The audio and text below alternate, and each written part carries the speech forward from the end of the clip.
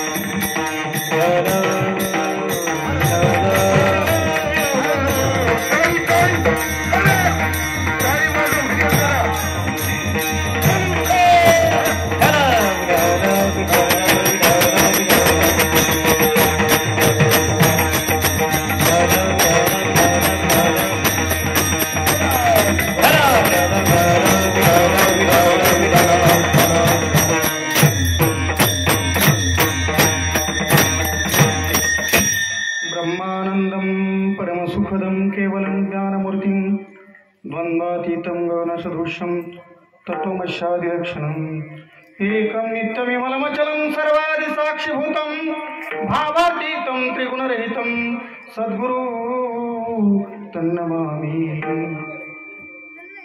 ओम नमो ज्ञानेश्वरा करुणाकरा दयाळा तुमचा अनुग्रह लादलो पावन झालो चराचरी मी कळा कुसरी काहीच नेने बोलतो वचने अति भाविका तुमचा अनुग्रह लाधलो पावन झालो चराचरी एका जनार्दनी मी तुमचा दास त्याची आस पुरवावी तुमचा अनुग्रह लाधलो पावन झालो चराचरी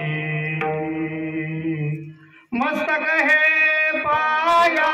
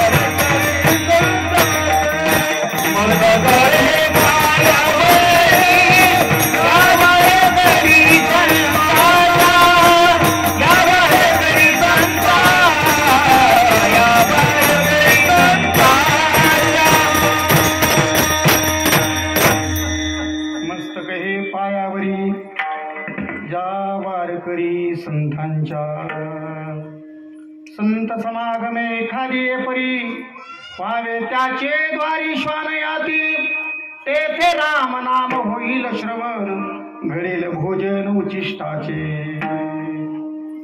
मंगल प्रसंगी पवित्र अशा वातावरणामध्ये, पवित्र अशा सोहळ्यामध्ये जगद्गुरु तुकोबरा, शांती ब्रह्मनाथ बाबा, तसेच कानिपनाथ महाराज आणि असे पंचयतन पवित्र स्थितीमध्ये स्नान, आणि आज सप्ताहातील दुसरा दिवस समागमाची अवस्था, सानिध्याची अवस्था, हा भंग तुमच्या समोर मांडण्याचा मी प्रयत्न करणार आहे.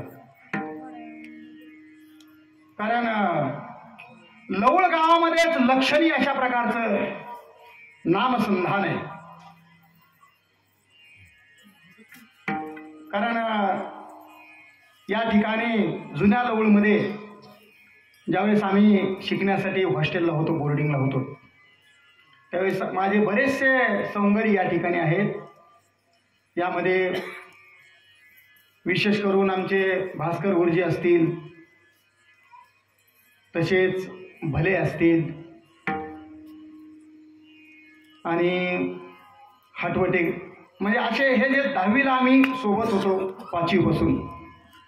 लवळ गाव हे एक परमार्थांचा परमोच्च शिखर असलेलं असणारं गाव आहे. कारण आम्ही लहानपणी यांचे आजोबा असायचे, आम्ही काकड्याला जायचो. संदीपानजी सरांचे वडील.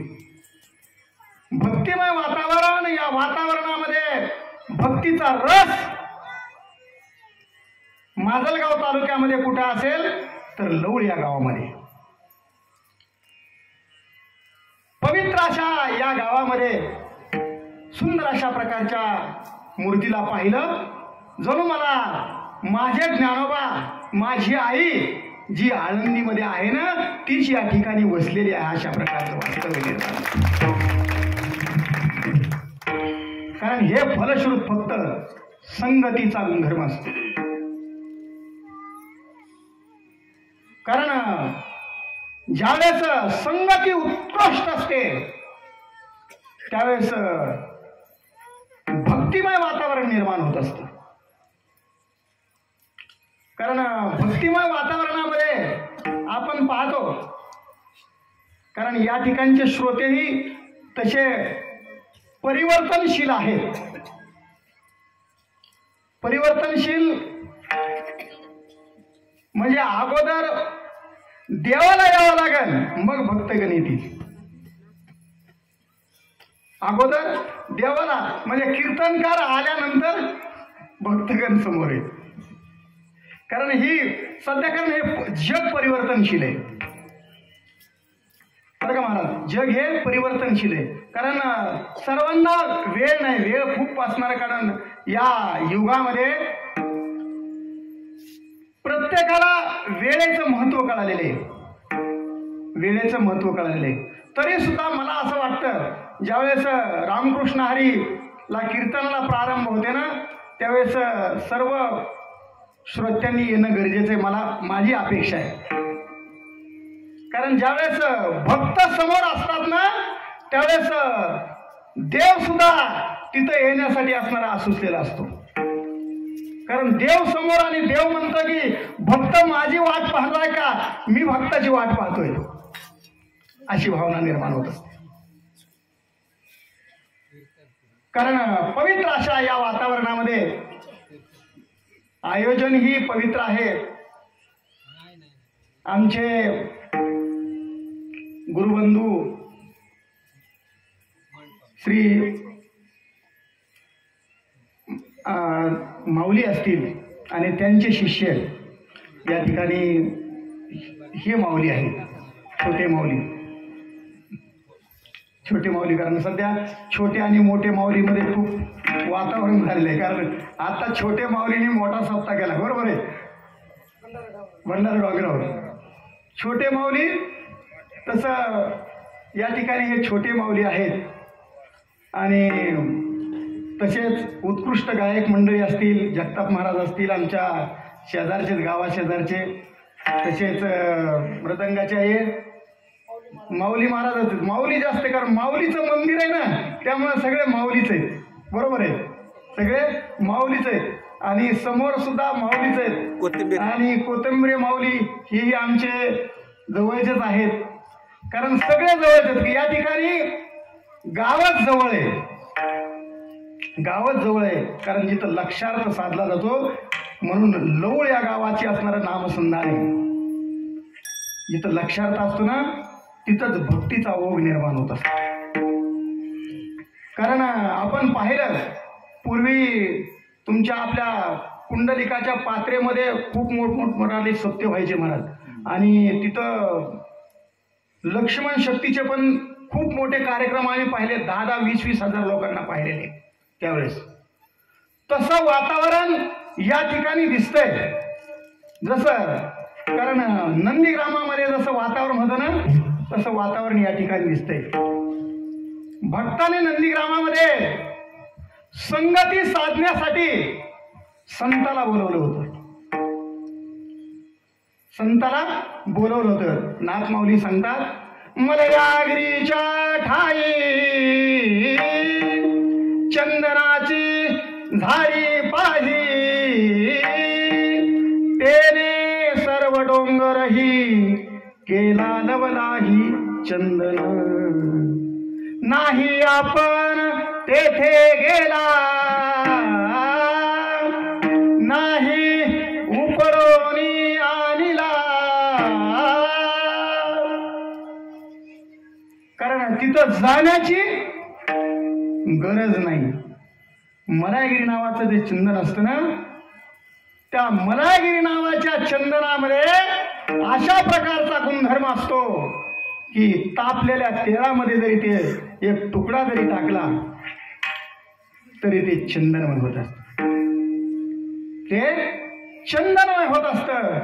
तसं हे संत आहेत ना या ठिकाणी ज्ञानोबरायांचं मंदिर आहे आणि त्यांच्या सानिध्यामध्ये आपण सर्वजण या ठिकाणी सामावलेलो आहोत. अशी भक्तीचा पूरच आलाय अशा प्रकारची भावना या क्षेत्रामध्ये निर्माण झाली. जसं भरताने सर्व लोक जमा केले आणि जमा करून भक्तीचं एक प्रकारचं असणारं त्या ठिकाणी भांडारच निर्माण केलं. भरते भक्ती अपंगिली भरते पालाडिली निज भक्ती भरत भक्तीचा ओलावा भरत भक्तीचा हरिगम ठेवा भरत भक्तीचा सुदृढ ठेवा भरताच्या गावा रिगम भरता. भरते भक्ती अपंगिली अपंगिली म्हणजे खुळी केली. जोपर्यंत एखादा माणूस खुळा असला ना किंवा लंगडा असला तो त्या जागाहून जास्त फिरत नाही. एखादा माणूस जर लंगडा असला तर तो त्या जागेवरून जास्त इकडं तिकडं फिरत नाही. तो जसा एका जागेवर बसतो तशा प्रकारचं भक्तीचं रस भक्तीचं महत्व या ठिकाणी निर्माण झालं. आणि एकाच ठिकाणी माझे ज्ञानोबा या ठिकाणी थांबल्यामुळं तशा प्रकारची अवस्था निर्माण झाली आणि भक्तीची या ठिकाणी ओहटी निर्माण झाली. का संताच्या समागमामध्ये म्हणजे आपण आल्यामुळं. विठाला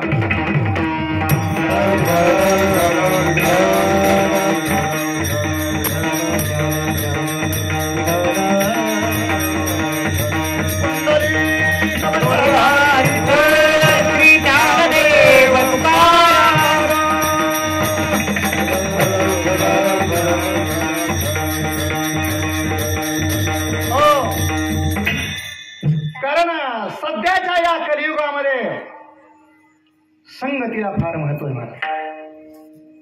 सध्याच्या या कलियुगामध्ये संगतीला फार महत्व आहे. कारण संगत चांगली असेल तर चांगली स्थिती निर्माण होते. संगत वाईट असेल तर वाईटचा गुणधर्म लागत असतो. नाथ महाराज आणि नामदेव महाराज एका ठिकाणी सांगतात द्राक्षाचा वेल लिंबावरी गेला द्राक्षाचा वेल लिंबावरी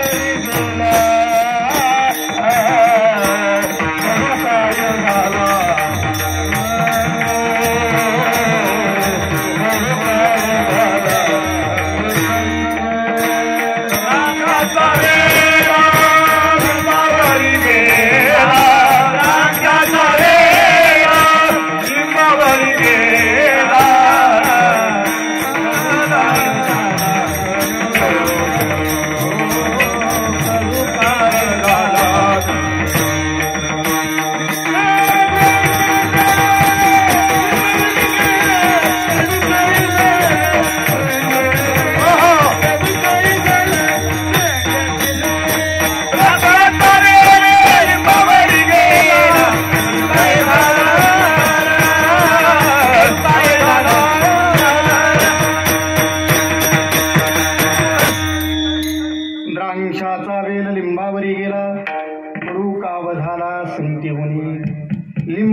लिंबोळी रूपान पिवळी अंतरी कवळी कडुकाव कस्तुरीचे पोते हिंगणी नाचले मौला जे तुटले संगती उनी. कारण संगत फार महत्वाची. कारण संगत चांगली असेल तर माणसाचं जीवन हे सार्थक होत असतं. आता आपण पाहिलं सुनीता विल्यम्स सर्वांना ज्ञात आहे, बरोबर आहे. संगत जगाचं कल्याण करण्याची संगत होती. मला जगाचं कल्याण करायचंय, मला माझ्या देशासाठी काहीतरी करायचंय.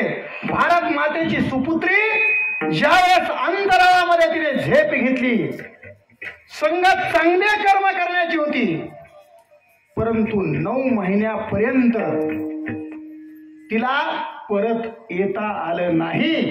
फक्त धैर्य चांगल्या संगतीचं होतं.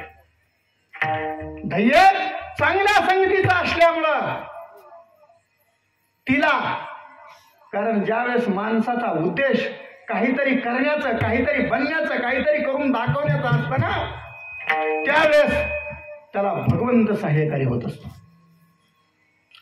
जिथं हेलियम नावाचं द्रव्य संपुष्टात जरी आलं, जिथं तंत्रयुगामध्ये बिघाड जरी झाला, जिथं चालण्याची गती खुंटली,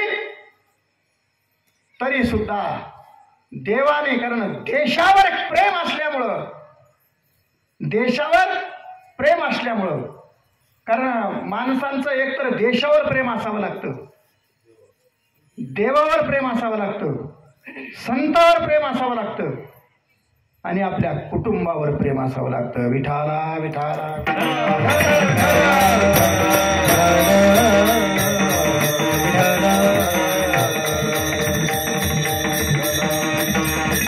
कारण ज्या वेळेस तिचं देशावर प्रेम असल्यामुळं संगती चांगल्या विचाराची बनली.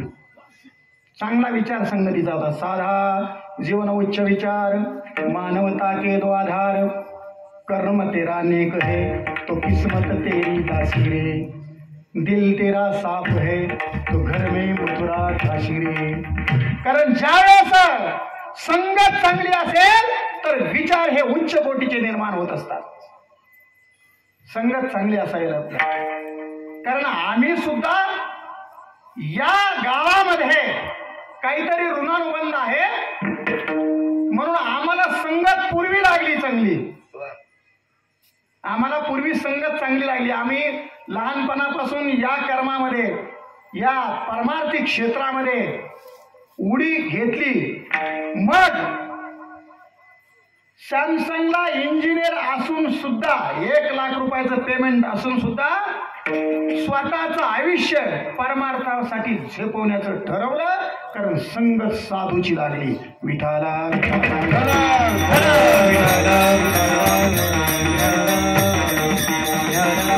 ज्यावेळेस धैर्य निर्माण होत असतं त्यावेळेस भगवंत त्याच्यावर कृपा करत असतो. कारण जो शून्यातला मनुष्य आहे, ज्याच्यामध्ये काहीच नाही, असा माणूस ज्यावेळेस ठरवतो त्यावेळेस भगवंत त्याच्या पाठीवर हात फिरवत असतो. कारण त्याच्या इच्छेमुळं आज भगवंताच्या कृपेमुळे 4 देशामध्ये कार्यक्रम झाले, बाहेरच्या देशात. का? संगत साधूची, ज्ञानोबाची संगत. ज्ञानोबाच्या तीर्थक्षेत्रामध्ये राहिलो. कारण सुरुवातीला, कारण माणसाचं जीवन हे स्ट्रगलमध्ये असतं, माणसाचं जीवन हे दुःखावित असतं. परंतु ज्यावेळेस माणसाचं जीवन किती जरी दुःखमय असलं तर त्यांनी ठरवलं तर तो सिद्धीस नेत असतो. ठरवावं लागतं. कारण माझ्या स्वतःच्या घराचं उदाहरण सांगतो, कारण सरांना माहित आहे, ज्यावेळेस माझ्या स्वतःच्या भावाची मुलगी ठरवलं तिला विदाऊट क्लासचं 650 मार्क घेऊन MBBS ला फ्री ऑफ कॉस्ट मध्ये. का ठरवलं? निश्चयाचे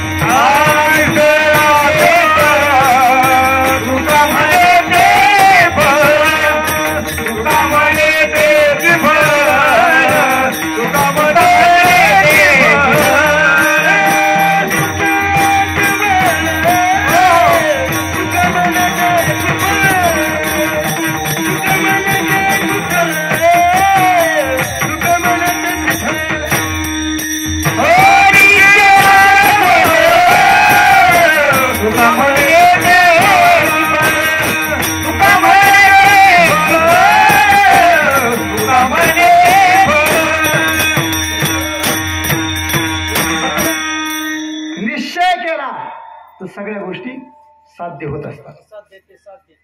कारण कारण काही जे होणार नाही ते होऊ शकत असतं. का ठरवावं लागतं.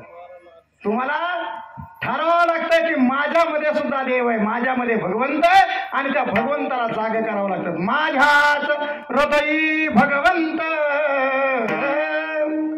तो भगवंत मूर्तिमंत तेने काय नव्हे प्राप्त सौभाग्य संत त्रिजगती विधाना.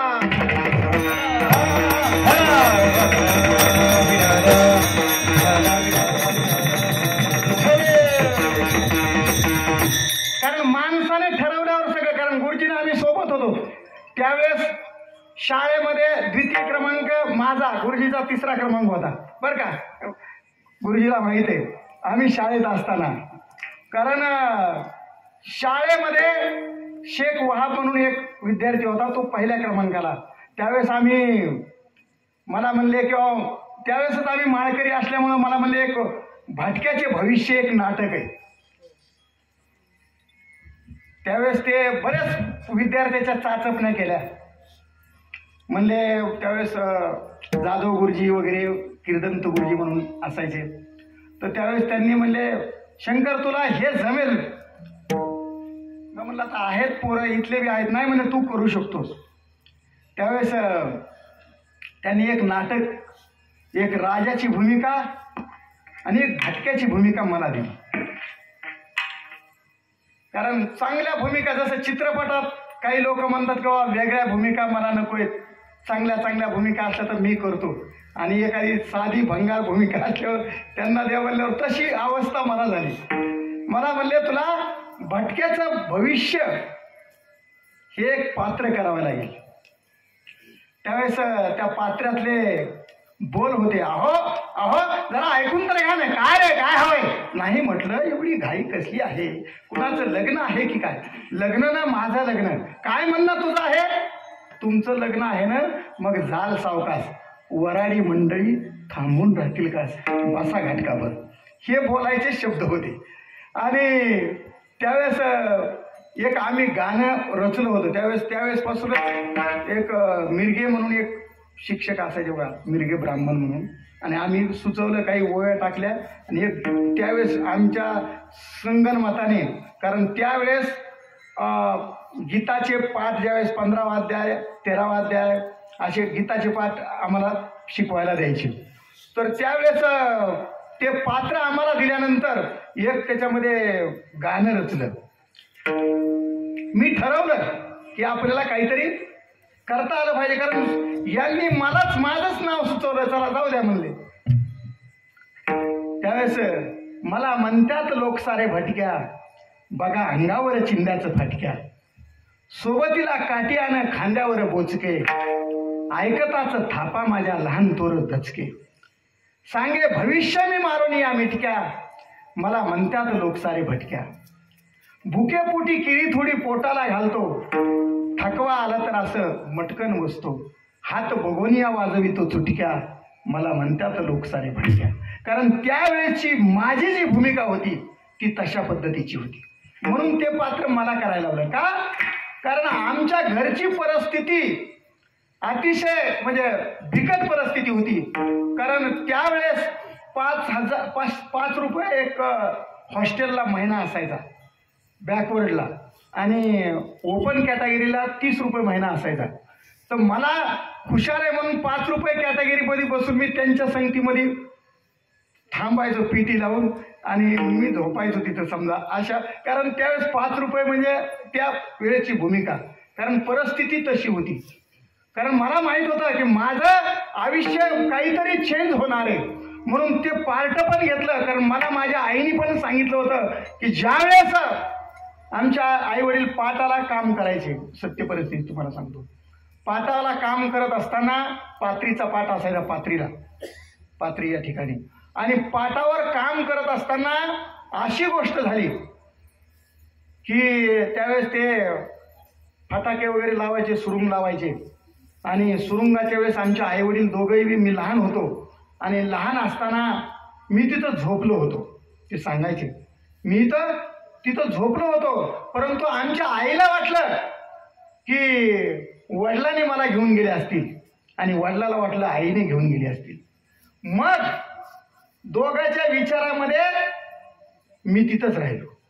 प्रसंग सांगतो तुम्हाला, कारण माझ्या आयुष्यात 2 घटना झाल्या आणि मी तिथंच राहिलो. सुरुंग झाला, चौकून बाजूने असणाऱ्या त्या ठिकाणी दगड पडले. माऊलीला स्मरून सांगतो, खोटं बोलणार नाही आयुष्यात.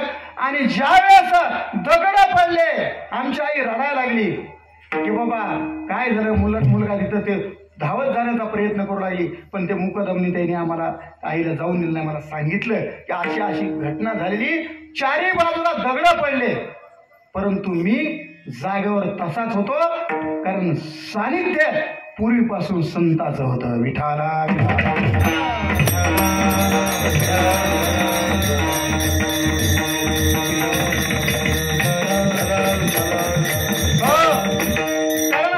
ज्यावेळेस माणसाचं सानिध्य चांगल्या पद्धतीचे असेल तर भगवंत त्याच्यावर कृपा करत असतो.